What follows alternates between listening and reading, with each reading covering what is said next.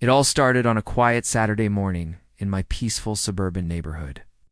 I had just finished polishing my 1967 Mustang fastback, a car I inherited from my late father and spent years restoring when a teenage boy I didn't recognize strolled up my driveway like he owned the place.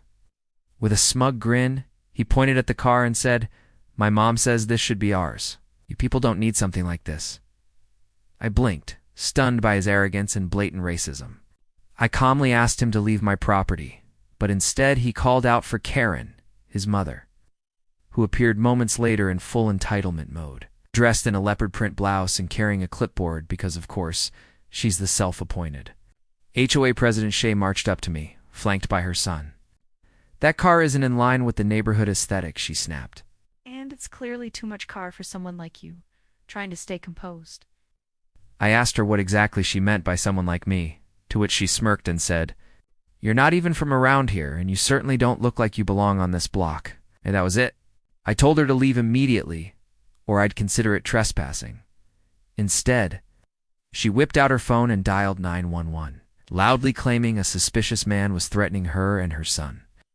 I sighed, pulled my badge from my back pocket, and said, "That won't be necessary, ma'am. I'm the chief of police."